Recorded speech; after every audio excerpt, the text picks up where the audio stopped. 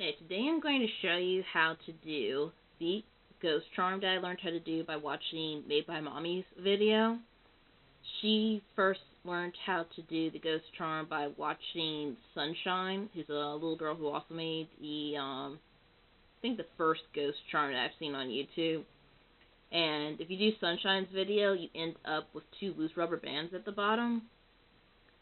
But a lot of y'all are really creative and saw that the 2 loose rubber bands, if you keep them, will make like a nice big gappy mouth for your ghost.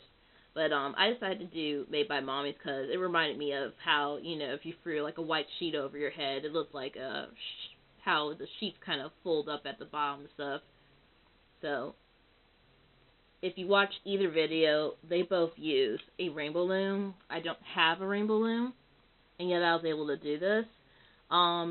A lot of y'all think it's impossible to do because in the rainbow loom videos, they realigned their pegs so that the pegs line up going straight across horizontally, which is not something you can do with a Cra-Z-Loom because it's one solid piece that does not adjust. But it can be done, as you can see here. What you'll need is 36 white rubber bands. Or if you were lucky enough to find glow-in-the-dark, you can do glow-in-the-dark, so that way you have the glow-in-the-dark ghost at night. And you'll need black, like 4 black rubber bands to make the eyes. If you want to have a mouth to Made by Mommy's version, another person did a YouTube video where she put 2 blacks here. Like she did the eyes, then she did 1 white row of rubber bands, and then she did 2 rubber bands, a white here, then a black one, and then 2 more white ones, and it made a nice V-shaped mouth for this particular ghost. But I'm going to do just the 2-eye type that's done by Made by Mommy. So make sure your Cra-Z-Loom is facing you so that there's only the side that has a single peg at the bottom is facing you. Like on your Cra-Z-Loom, it has 2 sides. It's got this side that's got the open channels, which is called your pick end. That's the side that we'll go to after we lay the rubber bands to do the pattern. But when you're laying your rubber bands, you face it this way, so the open channels aren't facing you. So take your loom, and take your first rubber band, and with the Cra-Z-Loom, if you have trouble laying rubber bands down on looms, let the loom help you by putting the rubber band on your first peg first, and then just using your hand to take it and stretch it across to the next one in front of it. So that's our first rubber band. Like I said, that's going to be the one that makes our loop for our charm to hang on. So now you're going to take another white.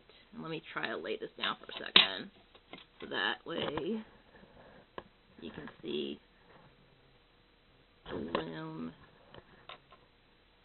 Sorry, this thing's a little bit shaky. I'll bring it up some. Oh yeah, and you'll need a hook, either a hook that came with your kit or a crochet hook. But back to this. I'm going to have to hold it. It's not how I normally lay my rubber bands, but I'm going to have to. Your next one's going to come from where your first rubber band ended. You're going to go from that hook, and then you're going to go over diagonally to your left with just 1. Then you're going to take another white rubber band, and you're going to go over diagonally up just a little bit to your right on that same one. So you should have a Y shape going on.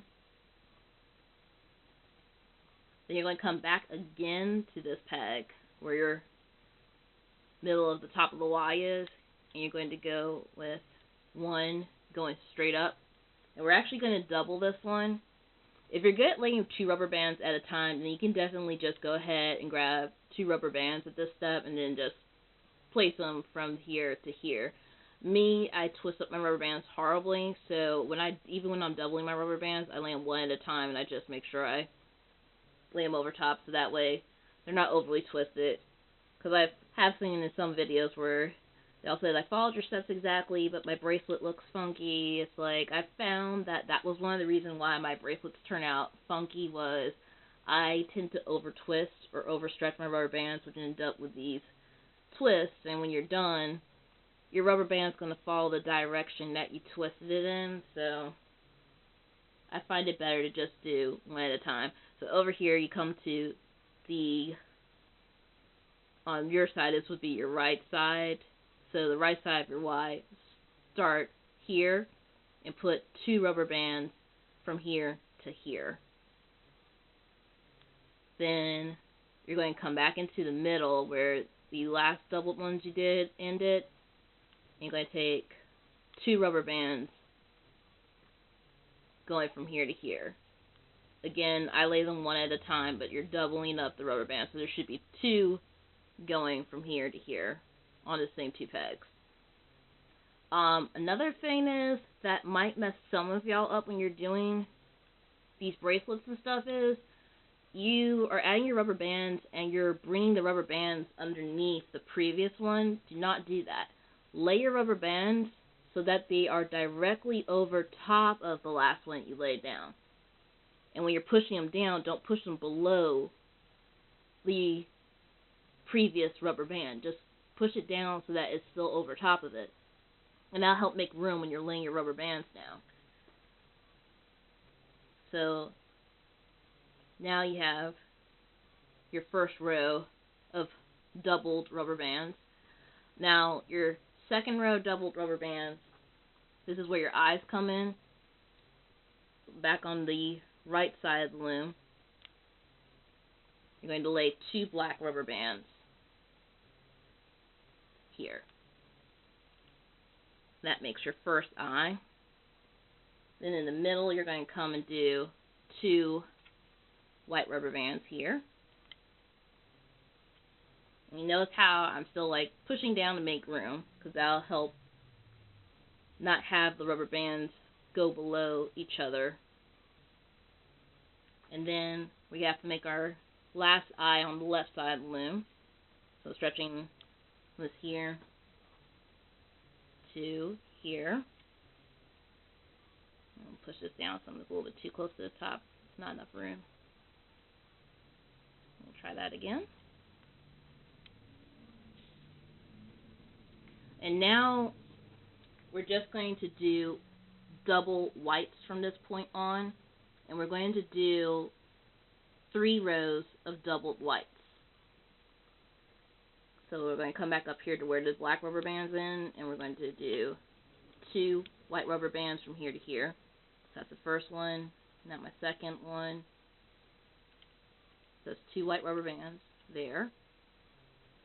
Then 2 white rubber bands from here to here. Try to push this down here.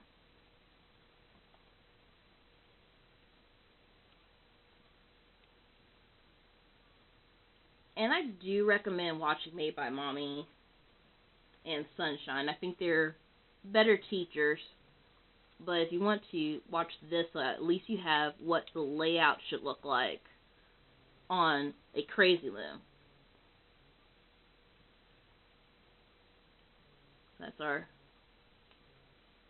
So that's one of our rows.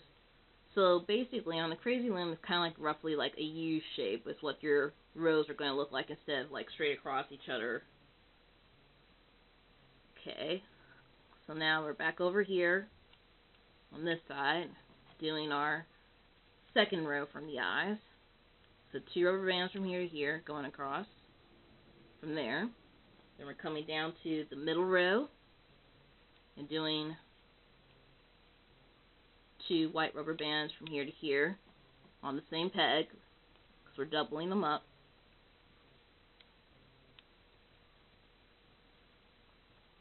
And then our last one for this particular row, from here to here, 2 white rubber bands on your left side of your loom. Okay, now we're on to our very, very last row. However, you're not going to be the last rubber bands that we're going to lay down here. This is just what makes the main part of your body. So back over on your right, put 2 white rubber bands from here to here. Then we're going to come back into the middle where we left off from the middle. You only do 2 white rubber bands from here to here. And, which I probably should have said this at the beginning of my video, because it's already at 10 minutes, I'm going to end up having to make this a 2-parter, so we'll finish up doing the layout on this, and then for the looping part, I'll just make a second video, because this is really long, and it's going to take forever to load on my cell phone. So, at the end, this is what your layout should look like. It should look like this, with your last rubber band ending here. Now, we're going to do the final step, and this is where, if you have a Cra-Z-Loom and you kept your instructions, it's basically similar to the waterfall. We're going to do triangles. If you find it hard to stretch a rubber band between all 3, like stretch them across these 2 first, and then pull in the middle so that it'll go over this one, and it'll form like a triangle. So we're going to repeat this here. I'm going to take my rubber band here to the cross of these 2. Then I'm going to pick up the rubber band here, and I'm going to drag it over this one to make another triangle.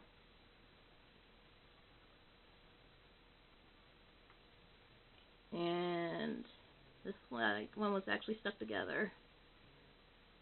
So I'm going to come here, stretch it across these 2, then I'm going to pull it so that it's over this one. And sometimes your rubber bands, some rubber bands are tighter than others. They may not cooperate, but just keep moving until it does. Then I'm going to come over here, go across these 2 first, bring it over the first one. And this is going to be our last triangle. We are not doing a triangle here where these diagonal rubber bands are. So, just from here to here, at the top of your eyes, basically. And then pull that one over and, oh, that one went flying. Sorry. Don't have a very good camera tripod or a very good camera, so it's kind of hard. So I have to hold it like this in order to get it on right, but here we go. So, basically 5 triangles starting from the bottom and then stopping at the top of the eyes. So this is what your final layout looks like. From here all the way down to here. Now for part 2, because I'm going to stop it right here. So just go on to part 2 after this.